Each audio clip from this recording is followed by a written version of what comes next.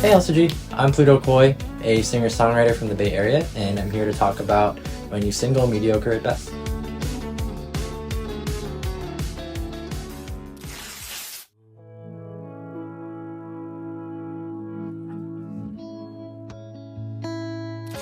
Mediocre at Best is a song that I feel like I've wanted to release for a very long time. When I first started writing music, I wrote a lot of love songs, and I kind of fell into this mold of being like the hopeless romantic, which understandably so. I did write a song called Hopeless Romantic. For me, writing love songs was the easiest for me to do, in terms of like writing anything.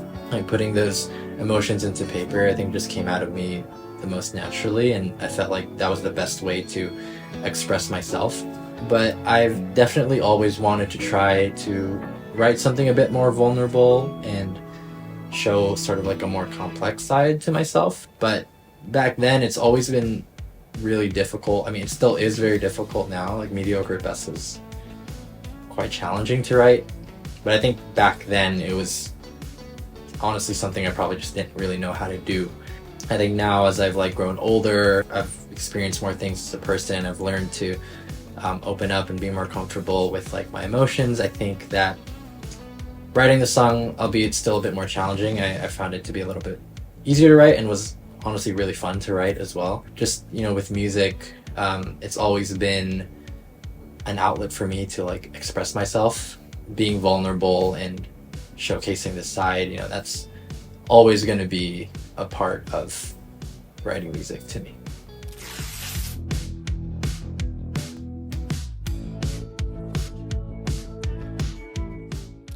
The line, all the effort into changing, all to just stay the same.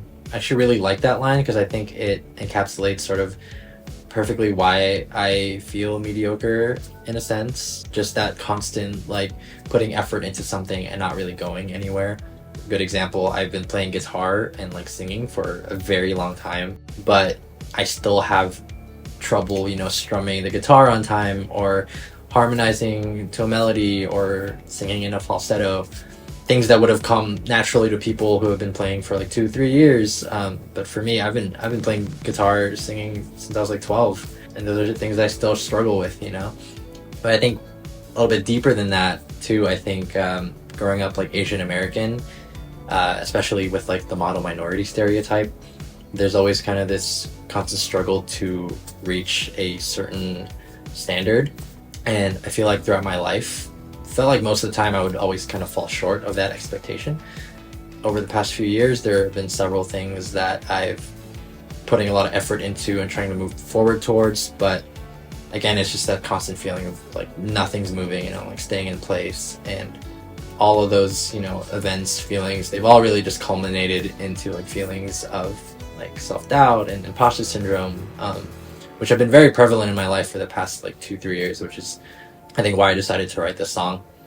But yeah, I think I just kind of push through that. I just keep reminding myself that like resilience is key, and as long as you're pushing yourself, you're gonna get somewhere somehow, somewhere eventually. Yeah, I guess that's the mindset that I've been working with up to this point.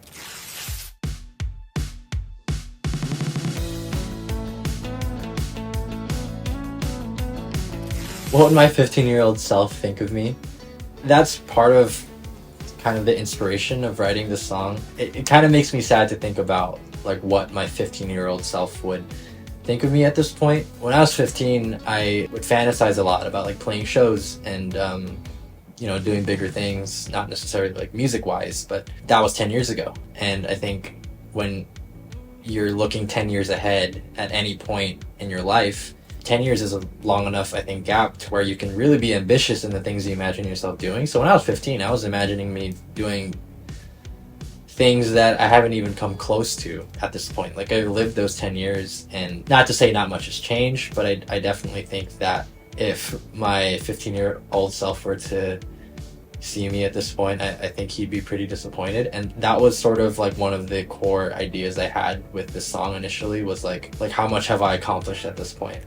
And I even say that line in the song kind of quite literally. But I think in terms of like a piece of advice that I would give to my 15-year-old self, like I mentioned in the previous answer, like resilience, like having that perseverance. There was definitely like moments throughout my life where I got really complacent. I definitely think if I had more grit in me, I'd be at a different point in my life. We'll never know, and we can only move forward. So, yeah.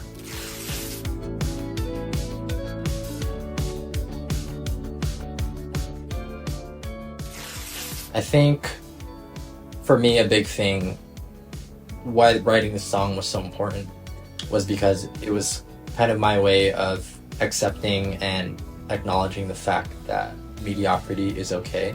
You know, reminding yourself that we're all on our own path, everyone's on their own journey.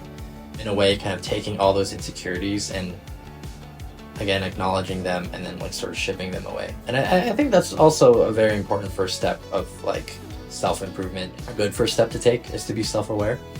Acknowledging that, and you know, I've developed this, you know, strong support group of friends throughout the years. My girlfriend, who is extremely supportive of me throughout any sort of doubt I might have. To anyone else who listens to the song and might be going through the same thing, I hope that they can kind of find solace in that and feel the same way. I personally don't know too many like male artists or male Asian American artists who sing or like talk about their insecurities or like feelings of inadequacy in this way. So, you know, I hope that with this song I can like fill that gap a little bit more and maybe instill some like more comfort into whoever again might be listening to the song and is going through the same thing, because I think I would feel an immense amount of comfort if one of my favorite artists sang about how they feel like they're not good enough, because that's something that I could definitely relate to. So yeah.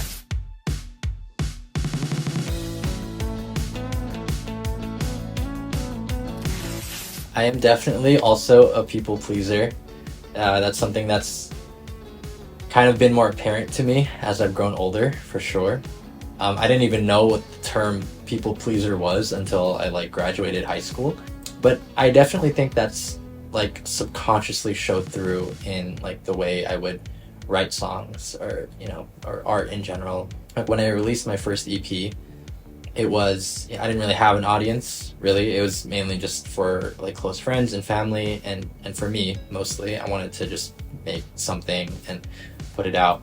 You know, the EP sort of like I never expected it to blow up the way it did, and then when I kind of accumulated this like new audience, there was sort of this thought in the back of my head that, you know, I have to make music that my new listeners will like, and you know, just to make them stay somehow.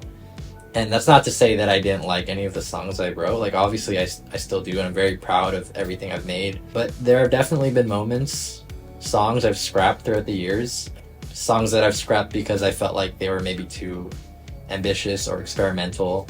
There have even been songs I've scrapped after like showing it to a friend and not getting the reaction I wanted. So yeah, there are a lot of those moments where I'm like, I always told myself I wasn't doing it, but I think looking back, like in hindsight, I think I definitely was trying to appeal to someone. I'm definitely trying to challenge that mindset now with this EP, and you know, writing about being more vulnerable is one thing, but also being more experimental. I think Mediocre at Best is probably my most experimental song to date. It doesn't really have like a structure, and I kind of just threw stuff at the wall and saw what stuck with the song, and I wasn't really concerned about, you know, how long it was going to be or like what, you know, how it was going to flow together.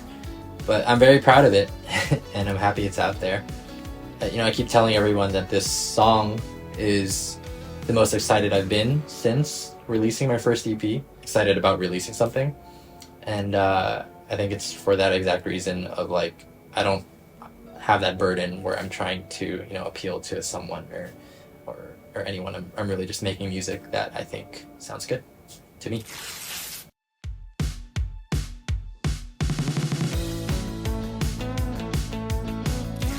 So for the future, I think new fans and new listeners can expect to hear a more complex side to my music in terms of sound and lyrics. I'm definitely excited to just experiment and try new things.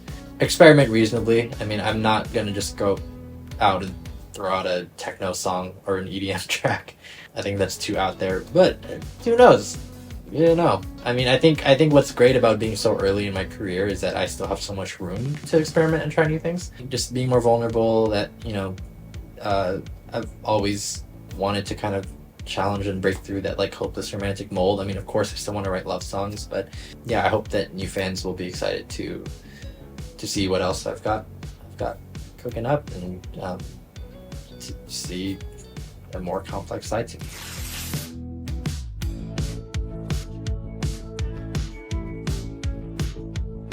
I just want to say, you know, thank you so much for all your support. You know, my music would not be where it is today if it weren't for you guys. I started off just writing for a small group of friends and family, but I couldn't be more grateful for, you know, all the support I've received since then.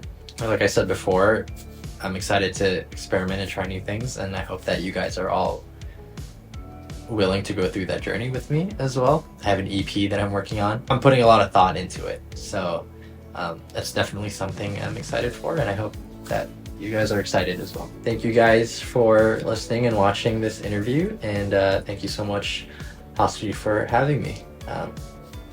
Bye guys.